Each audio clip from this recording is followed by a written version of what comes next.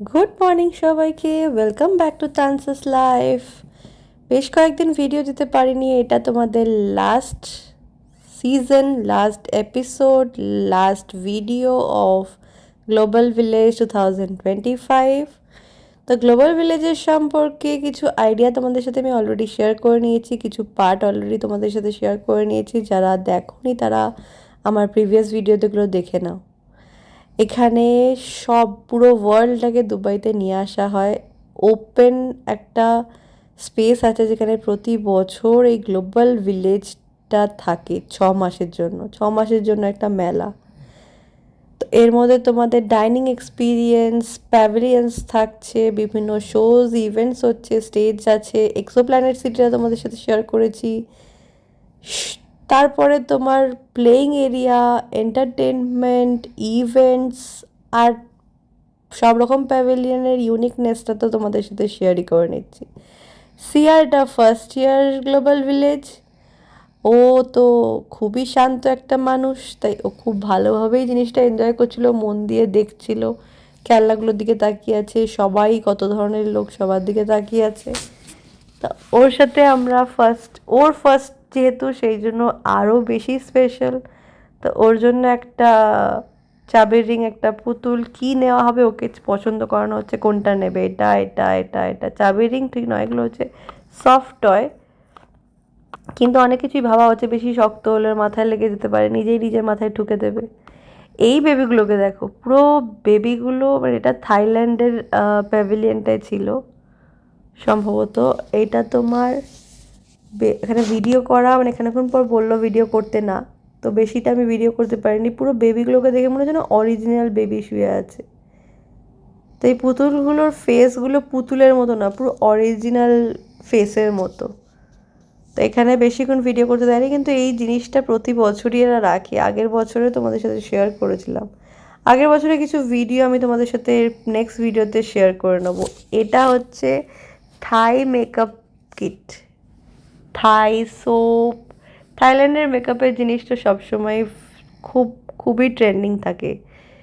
তো Thailand beauty দেখতেই পাচ্ছ, উপরে লেখা আছে। সোপ থেকে শুরু করে মাসাজের বিভিন্ন রকম জিনিস। আমি একটু কাছে গিয়ে দেখলাম যে এই ফেস মাসাজারগুলো, এটা কি, বডি মাসাজ, থাই মাসাজ তো ওয়ার্ল্ড ওয়াইড খুবই ফেমাস। আমাদের ঘরে কয়েকটা জিনিস আছে অলরেডি। তো থাইল্যান্ড থেকে বেরিয়ে এখন রোডস অফ এশিয়ার সামনে, রোডস অফ এশিয়া দিয়ে যাচ্ছি। পুরোটাই এশিয়া প্যাভিলিয়নের মধ্যে। এশিয়ার মধ্যে দিয়ে ওদিক থেকে আমরা দেখতে পাচ্ছিলাম খুব সুন্দরভাবে লাইটিং করে সাজানো আছে। এরা এই ডেকোরেশনটা খুবই ভালো করে, আর এখানে অনেকেই পোর্ট্রেট আঁকছিল। আর তার মধ্যে এখানে একটা হচ্ছিল পোর্ট্রেট ঠিক নয়, তোমার ফেসটাকেই কার্টুন ক্যারেক্টারের মতো এঁকে দেবে। ফাইনাল লুকটা তোমাদের সাথে শেয়ার করছি। দারুণ পেন্টিং করে, খুব বেশিক্ষণ সময় নেয়নি, 10 থেকে 15 মিনিটের মধ্যে এই সুন্দর কার্টুন ক্যারেক্টারটা বানিয়ে ফেলেছিল।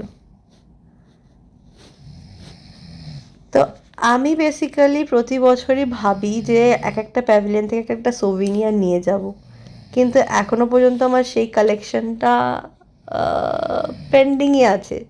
কিন্তু কারণ সেভাবে বুঝতেই পারি না অ্যাকচুয়ালি কী নেব, মানে কোনটা নিলে আমি বেশ, মানে সোভিনিয়ার হিসেবে কালেক্ট করা যায়।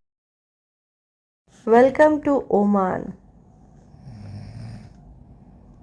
সব জায়গার যা যা স্পেশালিটি জিনিস আছে, যা কিছু তোমার বেসিক জামা কাপড়ের স্টাইল, বেসিক সব কিছুই, মানে তোমার খাবার দাবার থেকে শুরু করে, খাওয়া দাওয়া, জামা কাপড়, মেকআপ কিট, ওখানকার লোকাল সবাই এসে এখানে থাকে, থেকে এই 6 মাসেরা যেটা ইভেন্টটা অর্গানাইজ করে তারাই থাকার জায়গা প্রোভাইড করে। আর সামনে হচ্ছে ইউরোপ।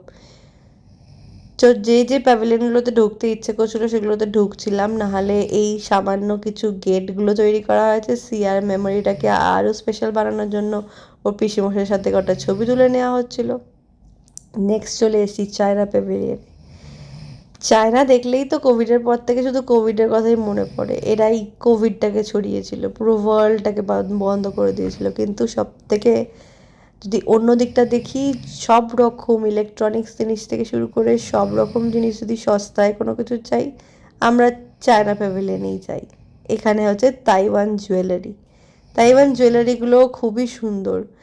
কিন্তু আমার একটা জিনিস কি মনে হলো, যে দেখো ওইভাবে ক্যালকুলেট করলে হবে না হয়তো, কিন্তু এখানের রেঞ্জ অনুযায়ী প্রাইসগুলো একটু বার্গেনিং করে কেউ কেউ বার্গেনিং করতে রাজি হচ্ছে, কেউ কেউ বলছে ফিক্সড প্রাইস, এর বেশি দিতে পারবো না, আমাদেরকে এটা করতে হচ্ছে ওটা করতে হচ্ছে, অনেক কিছুই।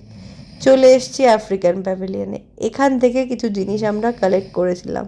কী কী কিনেছিলাম সেটা তোমাদের সাথে নেক্সট ভিজিটে শেয়ার করব। ফার্স্টেই ঢুকতেই এরা সেই মাসাজ করানোর জন্য বলছে হাতটা দাও, ওয়াশ করিয়ে দেবে ওরা, মানে কিছুটা স্পা করিয়ে দেবে। সব লিকুইডগুলো খুব সুন্দর সুন্দর স্মেল, কিন্তু কী করতে গিয়ে কী হয়ে যাবে তারপরে 2 দিন পরে এফেক্ট দেখতে পাবো, তাই জন্য আমি আর হাত বাড়াইনি। কিন্তু দেখছিলাম অনেকেই বসে বসে হাতে মানে একটা লোশন লাগিয়ে দিচ্ছে, শিয়া বাটার, আরও কি কি সব লাগিয়ে দিচ্ছিল।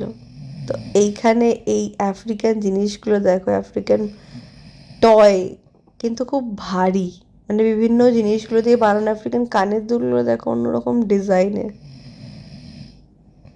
তো আমার একটা ইচ্ছে আছে, দেখি যদি এই বছর আরেকবার যেতে পারি, আর না হলে নেক্সট ইয়ার থেকে বা যেভাবেই হোক আমি চেষ্টা করব। প্রত্যেকটা প্যাভিলিয়নে একটা জিনিস হয়, স্ট্যাম্প লাগানো যায়। কারা কারা তোমরা দুবাই গ্লোবাল ভিলেজে গিয়ে মানে টিকিট কাটার সময় তোমাকে একটা পাসপোর্ট দেবে, সেই পাসপোর্টটা আলাদা করে তোমাকে কিনতে হয়। সেই পাসপোর্টটাতে প্রত্যেকটা প্যাভিলিয়নে তুমি যদি নিয়ে যাও, নিয়ে গিয়ে তুমি নিজে নিজে স্ট্যাম্প দিতে পারবে। প্যাভিলিয়নে ঢুকতে একটা জায়গা আছে যেখানে পাসপোর্টে স্ট্যাম্প দেওয়ার জন্য, কিন্তু পাসপোর্টটা তোমাকে কিনতে হবে টিকিট কাউন্টার থেকে। সেইটা করব। কারা কারা তোমরা অলরেডি সেটা করেছো সেটাও আমার সাথে শেয়ার করতে পারো। এই রিস্ট ব্যান্ডগুলো পরতে পারো, অনেকেই পরে। এদের এখানকার আফ্রিকান লোকাল রিস্ট ব্যান্ডগুলো তোমাদের সাথে শেয়ার করব, একটু পরে দেখাচ্ছি। এই জিনিসগুলো দেখো,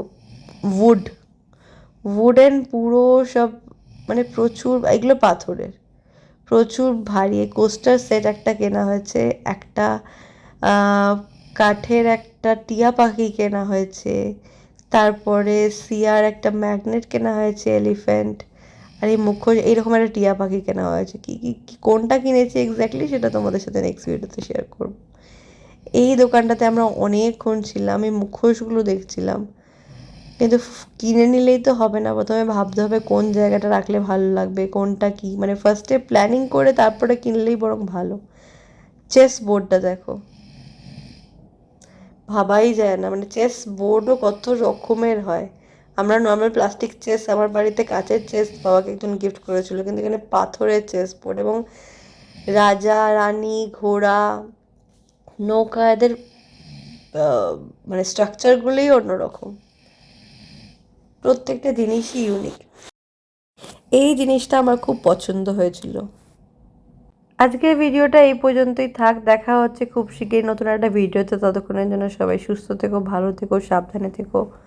অবশ্যই জানিও কেমন লাগবে।